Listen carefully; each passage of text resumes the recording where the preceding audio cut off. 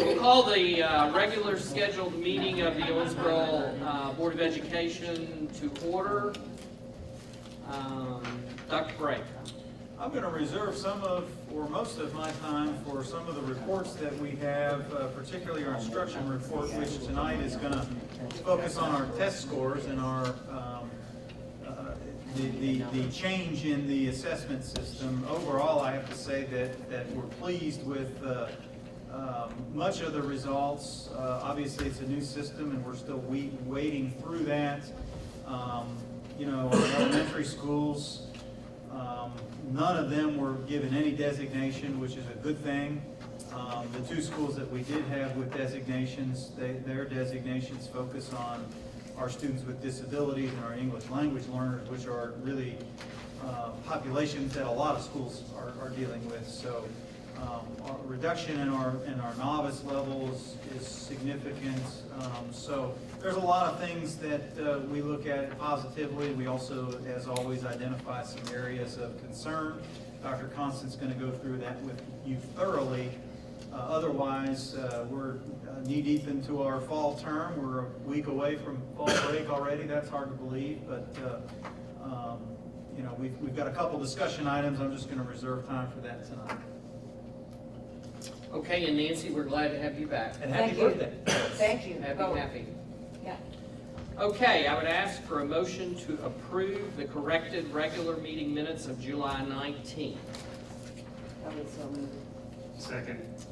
All in favor of those minutes, say aye. Aye. The meeting minutes from the public hearing of August 23rd, 2018. Move to approve as presented.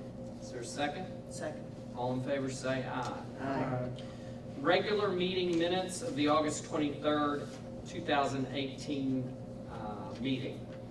Do I have a motion? So moved. Second. All in favor say aye. Aye. Special called meeting luncheon minutes from September 13, 2018. Is there a motion to approve? So move. Second.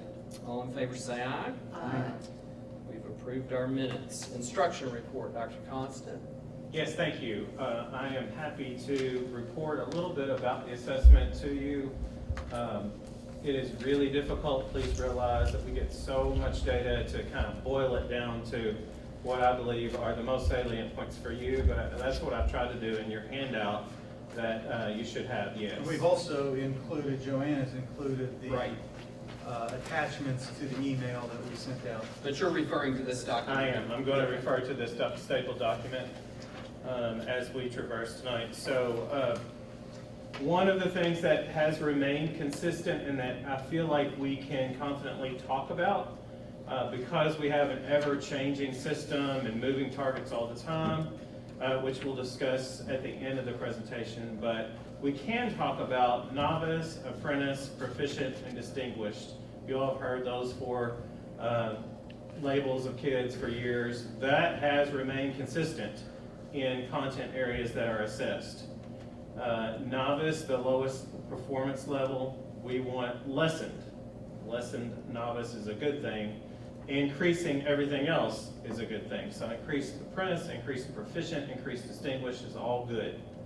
So knowing that, that's about the only thing in this new system that we can really compare and think about in terms of looking at past performances. And so our principals are really delving into these numbers the most because they really want to see if Matthew went from novice to apprentice the next year and so on. So in reading, as you see there at the top, we are proud, and I think our literacy efforts are bearing out in multiple measures of data, and this is one, but we have reduced novice at the elementary level, and you can see that 24.6 to 21.7 represents the percentage of elementary kids who scored novice on last year's assessment.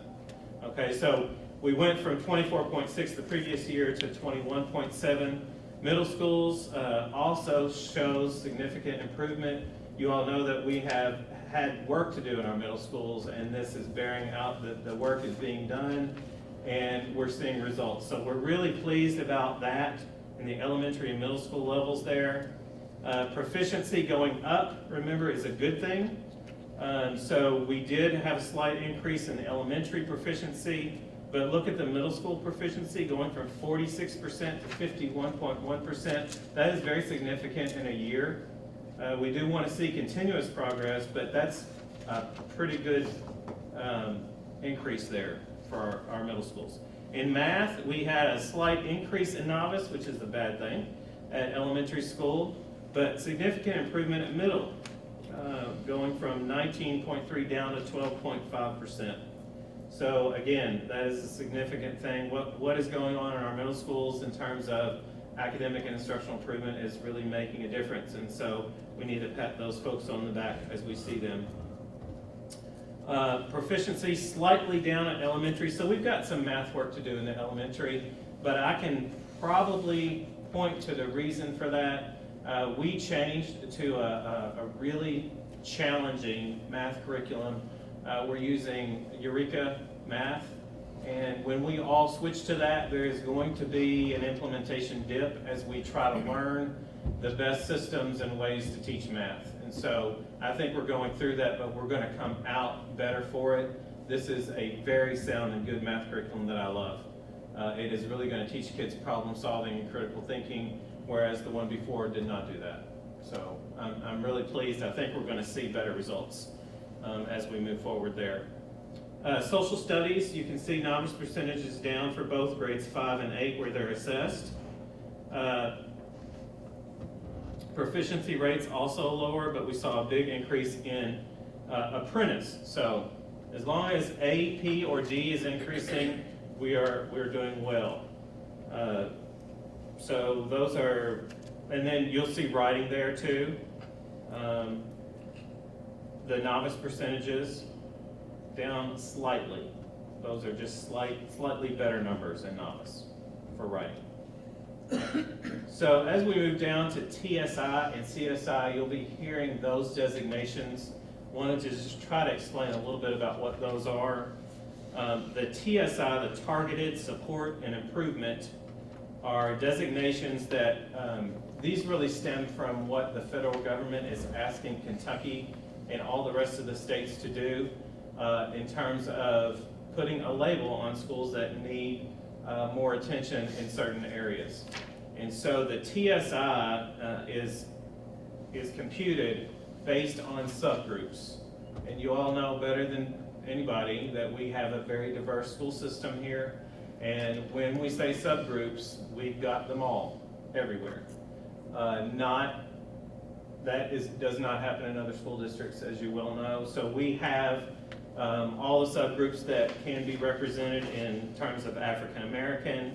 If there are 2 or more races reported on a student, that's a subgroup. English language learners is a subgroup. Disability population in terms of special education services is a subgroup. Asian is a subgroup in terms of also our English language learner population. We have enough of those to classify. So when you look at all of those subgroups in all of our schools, I think it's a really good thing that only 2 of our schools got designated as TSI schools in terms of subgroup populations. There were hundreds of schools around the yes, state that got these designations. We got a Several of them in huge our local area. Yeah, As a district, I think we had fewer than anybody, which that's right. having the